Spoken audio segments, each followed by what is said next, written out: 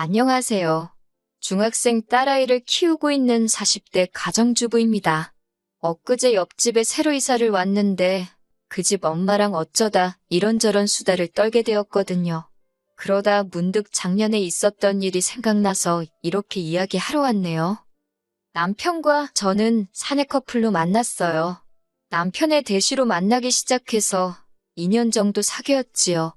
솔직히 당장 가진 건 없는 남자였지만 성실하고 무엇보다 능력 있는 사람이라서 그거 하나 바라보고 결혼까지 결심했네요.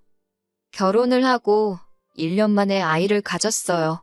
원래는 좀 더 자리를 잡고 아이를 가지려고 했는데 그게 계획대로 되질 않았네요. 당시만 해도 산후조리원이 제법 비쌌거든요. 그래서 비교적 가까이 사시는 시어머니께 부탁을 드렸는데 손자도 아니고 손녀라서 봐주기 싫다 하시대요. 그 일로 남편하고 어머님 사이가 아주 틀어졌어요. 사실 저희 친정부모님은 시댁에 비하면 훨씬 먼 지역에 살고 계셨고 농사도 지으셨기에 염치불구하고 시어머니께 먼저 여쭤봤던 거거든요. 아무튼 어쩔 수 없이 친정어머니가 올라오셔서 아이를 봐주셨어요. 남편이 감사하다고 당시에 100만 원 정도 챙겨드렸는데 그걸로 저희 둘 몸보신이나 하라며 한사코 거절하셨다네요. 지금이야 회사마다 출산과 육아를 위해 이런저런 복지가 잘 마련되어 있다지만 사실 제가 처음 아이를 낳았을 때만 하더라도 사정이 많이 달랐습니다. 복귀를 한다고 해서 얼마나 버틸 수 있을지도 장담할 수가 없었지요. 게다가 첫째라 그런지 커가는 한순간도 놓치기 싫더라고요.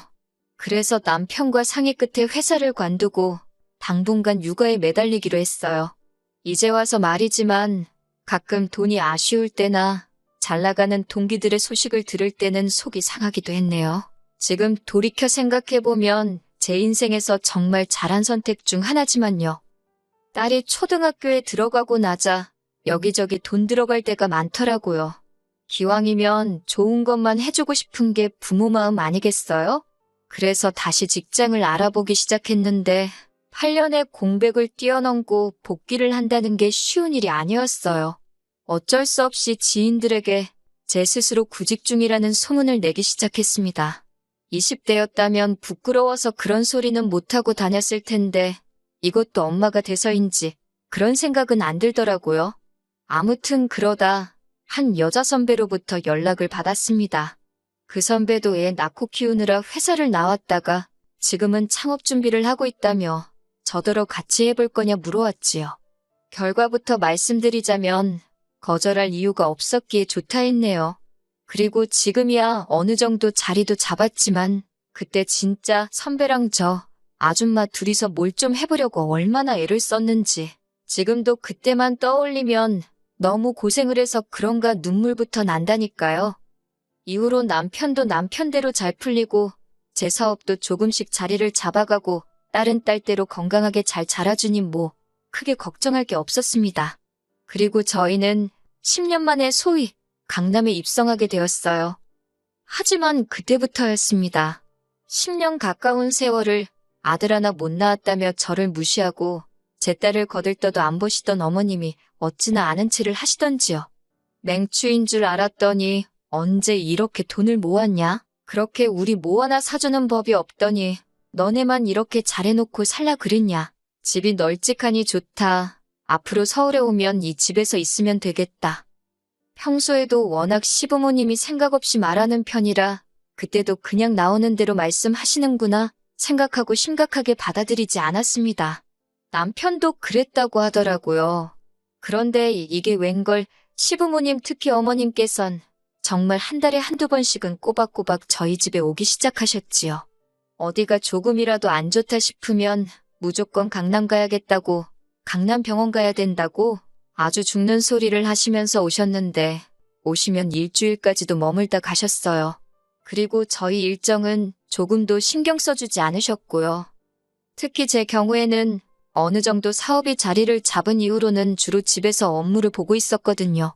어차피 주된 거래처가 해외에 있었고 온라인으로 일이 이루어지다 보니 가능한 상황이었어요. 덕분에 딸에게도 소홀하지 않을 수 있었고요. 그렇다 보니 제가 집에 있다고 해서 갑자기 오신 어머님의 수발을 3일이고 일주일이고 들 수 있다는 건 아니었네요. 하지만 어머님은 그런 제 사정은 전혀 개의치 않으셨어요.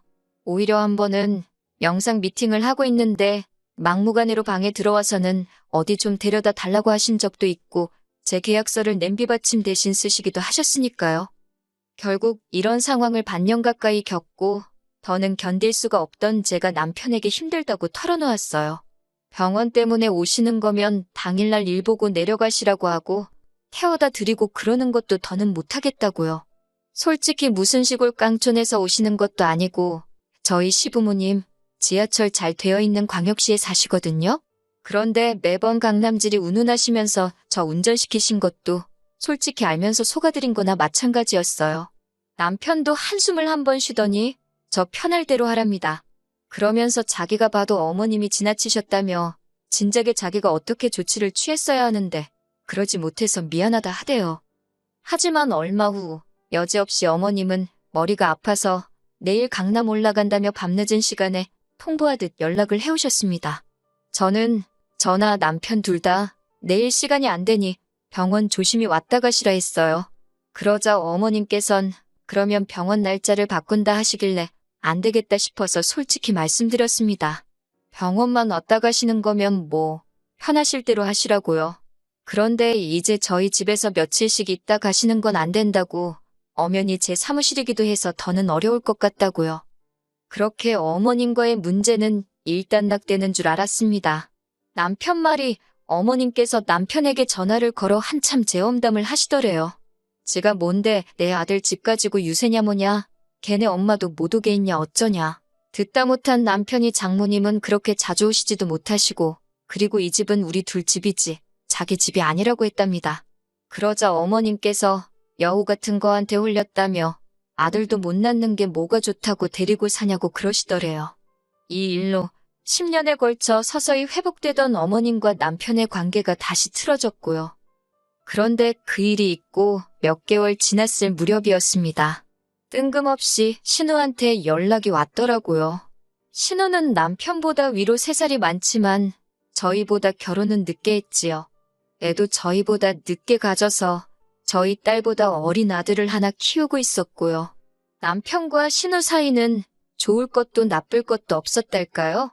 일단 신우가 시집을 저 밑에 지방으로 갔던 터라 거리상 멀어서 명절에 시댁에서 보는 게 전부이기도 했고 남편이 신우 남편 그러니까 자기 매형을 꽤나 불편해했거든요. 저는 신우 남편이랑 이야기 나눌 일이 많이 없었으니까 잘은 모르겠는데 남편 말이 묘하게 사람을 깔아내리며 대화를 한다나요? 아무튼 남편이 싫다는데 제가 옆에서 가깝게 지내라고 할 일도 아니었고 그런 신우에게서 연락이 왔으니 반갑다기보다는 무슨 일인가 싶어서 놀랐다는 게 더 정확한 표현이겠네요. 신우는 전에 없이 살살 제 눈치를 살피듯 잘 지냈냐, 어떻게 사냐, 자기는 사는 게 힘들다, 뭐 한마디로 괜히 아쉬운 소리를 하더라고요.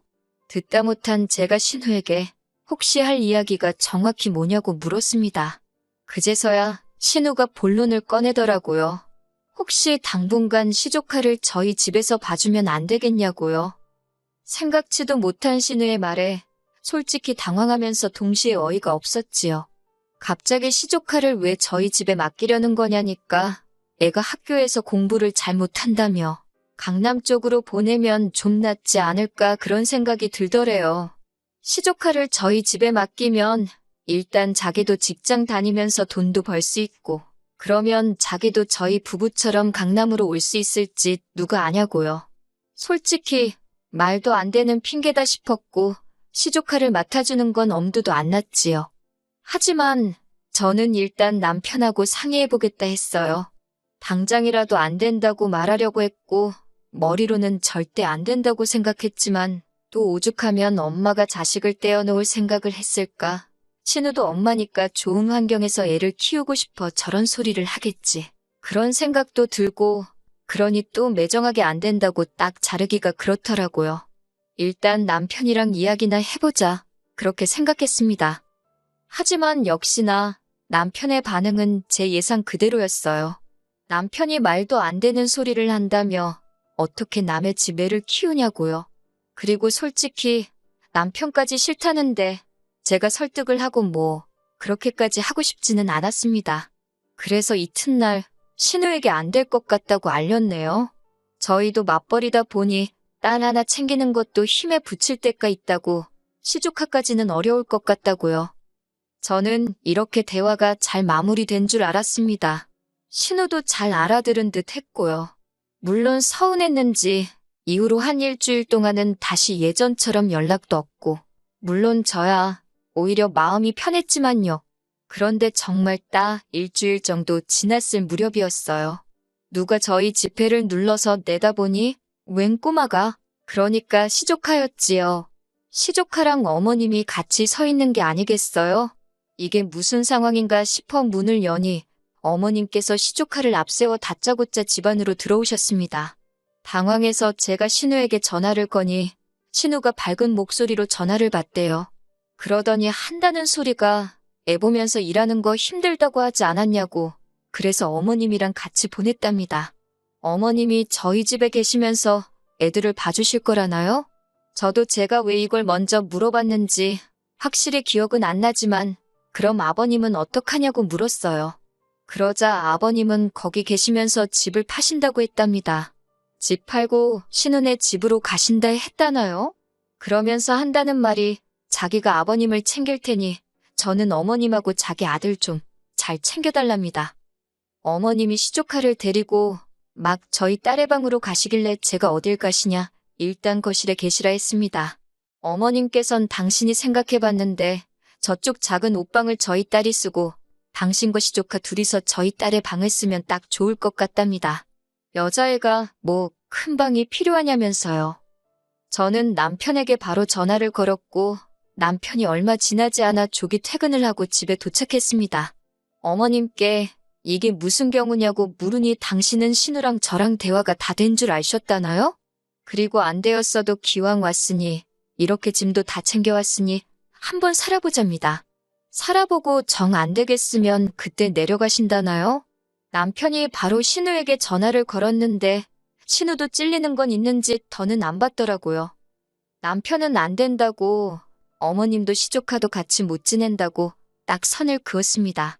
그러더니 애 앞에서 못 보일 꼴 보이지 말자며 차에 타라고 하더라고요. 어머님께서는 이렇게 사람을 내쫓는 경우가 어딨냐며 저희더러 이기적이다, 내가 너를 그렇게 가르쳤냐, 잔소리 레파토리를 쏟아내셨어요. 하지만 남편은 전혀 굴하지 않고 시조카부터 차에 태우더라고요. 어머님께서도 결국 견디지 못하고 남편 차에 타셨고요. 그 길로 남편은 시댁으로 내달린 눈치였어요. 그리고 그 집에 어머님이랑 시조카를 같이 내려줬답니다. 어머님께서 시조카도 신혼에 데려다 주라고 그러셔서 알아서 하시라 그랬다네요. 어차피 처음부터 저희 집에도 애 봐주러 오셨다 하지 않았냐면서. 이후로 신우에게 몇 차례 전화가 걸려왔어요. 문자도 왔는데 한마디로 어떻게 자기 핏줄한테 그렇게 야박하게 구냐면서 남편 말이 신우고 뭐고 다 차단했답니다. 그리고 이번에도 전 나서고 싶은 생각은 없었기에 남편 뜻에 그대로 따르기로 했어요. 그래서 지금은 시부모님과도 신우하고도 연락하지 않고 편하게 지내고 있습니다. 솔직히 어머님께서 합가를 원하셨던 걸까? 그런 질문을 스스로 해보곤 하는데 이해가 되질 않더라고요. 합가를 욕심내시기엔 남편과의 관계가 애틋한 것도 아니셨고 그렇다고 저희 딸을 예뻐하신 것도 아니면서 주변 분들에게 단순히 자랑해 하고 싶으셨던 건가? 별의별 생각이 다 들긴 하는데 솔직히 신경 쓸 필요는 없는 것 같아요. 남편이 중간에서 대처를 잘해주었으니 그 사실에 고마워하며 지내려고요.